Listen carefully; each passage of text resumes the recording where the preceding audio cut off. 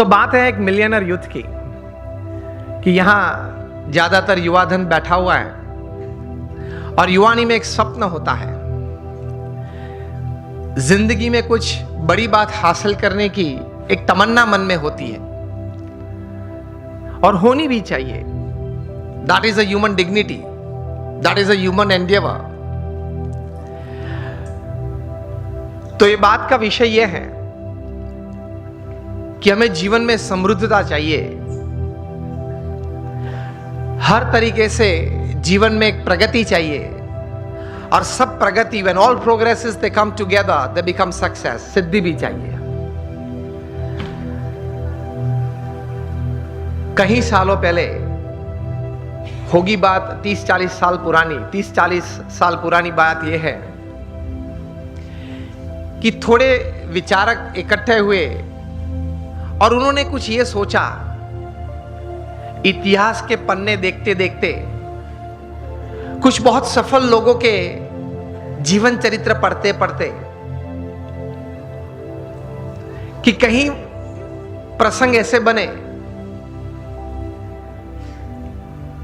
कि ऐसे सफल व्यक्तियों के जीवन में कभी ऐसी बात थी कि उनके पास रिसोर्सेस सब अच्छे थे, प्लेटफॉर्म्स, बैकग्राउंड, सपोर्ट सिस्टम्स सब अच्छे थे,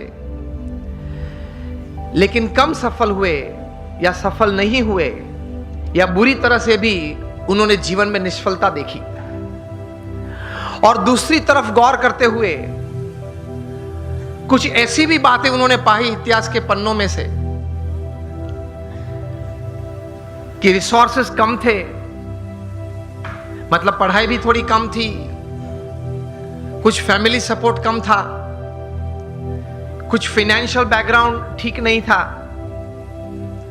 समाज में से भी सपोर्ट सिस्टम्स, प्लेटफॉर्म्स कम मिल रहे थे। इस परिस्थिति में भी इन लोगों ने जीवन में बड़ी सफलता पाई। तो ये सब विचारक द्विधा में आ गए कि कहीं बार रिसोर्सेस बड़े अच्छे हैं फिर भी योग्य सफलता नहीं मिली, कम मिली या निष्फलता मिली, और कहीं बार रिसोर्सेस कम थे तो भी ज्यादा सफलता मिली। तो मतलब रिसोर्सेस के अलावा कोई और भी कारण है जिसकी वजह से एक बड़ी इंपैक्ट जीवन में, इधर on the side of success और on the side of failure, it is seen, it is observed, it is experienced. 10-12 साल तक गौर करते करते ये सब विचारक पश्चिम की ये भूमि में एक निश्चित विचार पे आए कि whether you have lesser resources in life or more resources in life to attain all kinds of progress and thus success in life, उसकी गिनती थोड़ी कम है, लेकिन उससे ज्यादा गिनती है आपके जीवन के विचार, आपके जीवन का अभिगम। आप कोई भी परिस्थिति में, कोई भी संजोग में, किसी भी व्यक्ति के साथ कोई कार्य करते करते, कोई संबंध रखते रखते किस प्रकार के विचार रखते हो, इन परिस्थितियों में किस प्रकार का अभिगम आप रखते हो,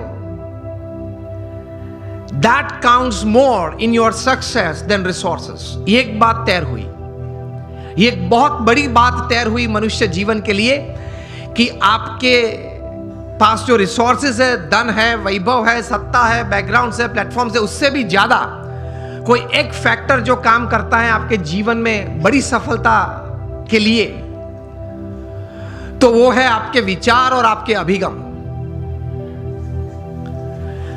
तो ये विचार करते करते एक बहुत बड़े विचारक, अमेरिका के बहुत बड़े thinker and management Guru Jeff Keller ने एक पुस्तक लिखा और इस पुस्तक में यही बात उन्होंने बड़े विश्वास से,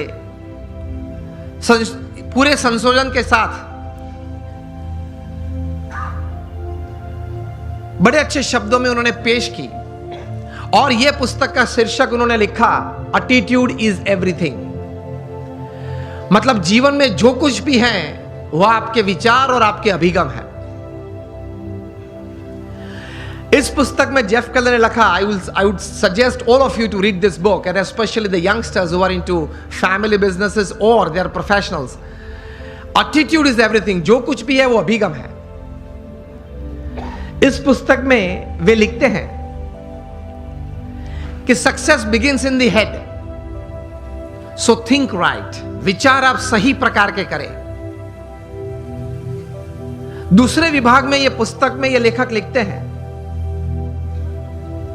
your words decide your personality and character. आपके जो शब्द हैं, जो आप बोलते हैं, वो आपका चारित्र और आपका व्यक्तित्व दोनों का निर्माण करता है। So speak wise. तीसरे विभाग में ये, मतलब अंतिम विभाग में ये पुस्तक में जेफ केलर लिखते हैं कि your actions actually produce results, so act purposefully. आप हेतु सभर वर्तन रखें। So think right, speak well and you act with purpose. यह अभिगम है आपका। और इस पुस्तक के सेमिनार्स जेफ केलर ने कहीं किए। Top class executives, Fortune 500 executives को उन्होंने ट्रेनिंग भी दी। और इनको सुनने के बाद, यह पुस्तक पढ़ने के बाद, हर एक व्यक्ति को अंतर में एक प्रतीति आई कि जीवन में शायद हमें रिसोर्सेस कम या ज्यादा हो, लेकिन हमारे अगर विचार सही हैं, हमारे अभिगम अगर सही और ऊंचे हैं, तो उससे जीवन में सफलता प्राप्त हो सकती है। तो एक बहुत बड़ी दिशा इससे मिलती है। एक अच्छा निर्णय जीवन में ले सकते हैं। इस प्रकार की एक ताकत यह संशोधन में है। Again, attitude is everything in life. Whether the resources you have are less और more, it counts less. What counts more is the type of attitude that you possess with people, with circumstances, with happenings, with work counts more. इनकी गिनती ज्यादा होती है।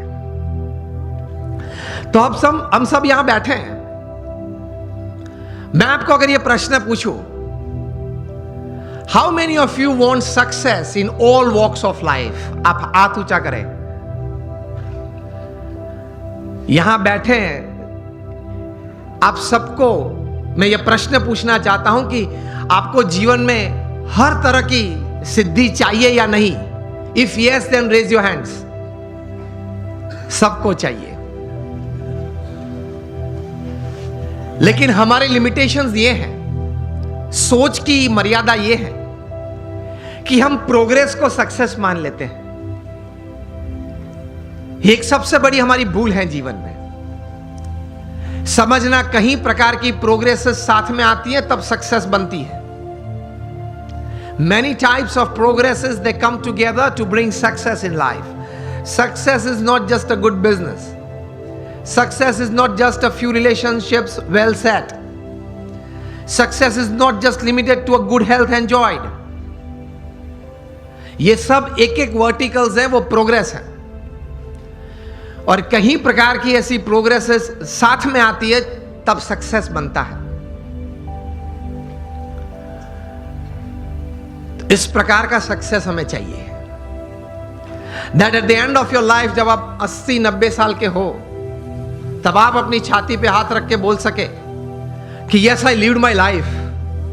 भगवान ने मुझे ये 70-80 साल का जीवन दिया था, 5-10 प्लस माइनस भगवान की कृपा से, लेकिन वो मैं जिया। I lived it. इस प्रकार का एक संतोष जीवन के अंत समय में आए, that is your life well lived. तो उसके लिए थोड़े विचार और थोड़े अभिगम, और उस विचार और उस अभिगम को बेस बना के, फाउंडेशन बना के कुछ स्पष्ट प्रकार की वर्तणुक भी जीवन में चाहिए।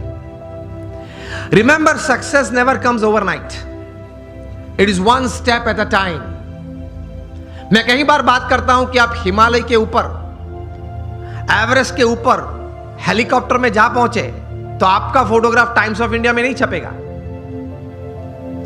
वो कब छपता है?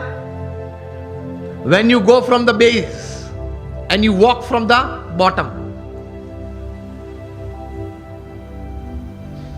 तो success is not an overnight story. It is never a one day story. तो ये विचार सबसे प्रथम जीवन में स्पष्ट करना है।